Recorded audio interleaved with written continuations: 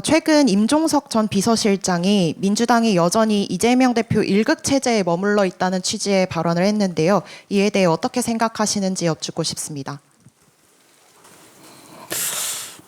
정당은 다양성을 생명으로 하고 만약에 이견이 없는 상태라면 사실 일종의 조직과 같아지겠죠. 뭐 다양한 목소리가 있는 건 바람직하다고 생각합니다. 이걸 뭐 일극체계 체제라고 할지 아니면 당이 안정적으로 유지되고 있다고 할지는 뭐 보는 입장에 따라서 다르겠죠.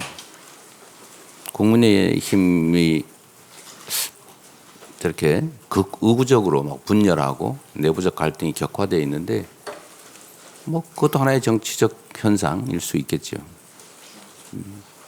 보는 시각에 따라 다를 수 있다. 얼마든지 있을 수 있는 일이다 이렇게 생각합니다. 탄핵 국면 그리고 그 이후 전국에서도 좀 한동안 사회 분열이 예상되는데 네. 뭐 조기 대선 과정에서 이 사회 갈등을 봉합하실 그런 구상이 있으신지 그리고 또 정치 보복을 하지 않겠다고 공식 선언을 하실 계획이 있으신지 궁금합니다.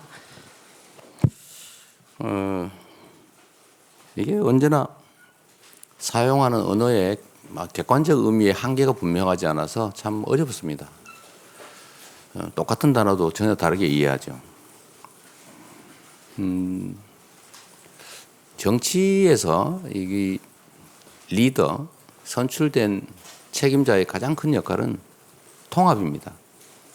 우리가 계모임을 해도 A 집단을 대표해서 B 집단의 후보를 꺾고 계주가 된다 또는 회장이 된다라고 하면 자기를 지지했든 안 했든 그 계원들을 똑같이 챙겨야죠. 그리고 구성원들은 따로따로 나뉘어져서 갈등하기 때문에 모임을 만들고 함께 가기 위해서 공동체를 구성하고 대표를 뽑는 건데 그 대표가 자기를 지지한 사람, 자기를 좋아하는 사람만 챙기고 그렇지 않은 사람을 배제하면 모임이 깨지겠죠. 아주 단순한 이치입니다. 대통령도 마찬가지죠. 집권 세력도 마찬가지입니다. 집권 과정에서는 자기 진영 또는 자기 지지 세력을 대표하지만 집권을 하고 나면 전체를 책임져야 되죠. 그래서 핵심적인 책임, 의무가 책무가 통합입니다. 포용이죠. 그런데 윤석열 정권은 안타깝게도 극단적 소수의 길을 갔습니다. 결국 저는 그 모습을 보면서 결국 마지막에는 무력 통치, 즉 비상계엄을 선포하겠구나라고 제가 예측을 했던 겁니다. 통합의 가치가 매우 중요하죠. 또 한편으로 보면 그래서 미안합니다. 통합의 가치가 중요하고 그러기 위해서는 정치 보복이나 이런 거 하면 절대로 안 되죠. 끝이 없지 않습니까? 사람들은 자기중심적이어서 제3자가 볼 때처럼 냉정하지 않습니다. 객관적이지 않아요. 내가 한 대 맞으면 한 대 때린다고 만족스럽지 않습니다. 뭐 이유가 있죠.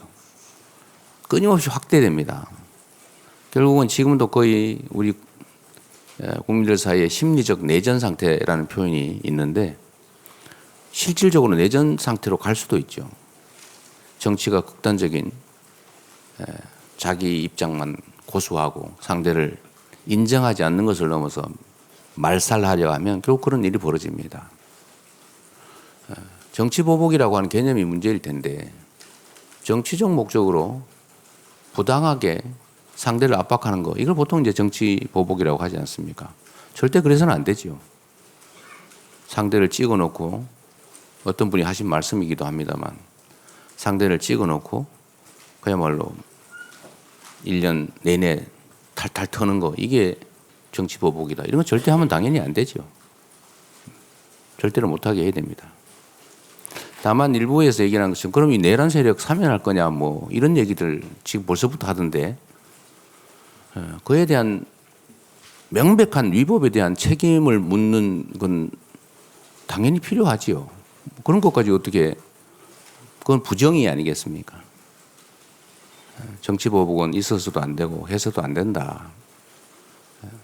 그리고 김대중 대통령께서 성공한 대통령이 됐던 이유도 사실은 그 평생을 그렇게 가해당했으면서도 보복하지 않았죠. 그게 성공한 정부의 원인이었던 겁니다. 성공한 정권이었던 이유죠.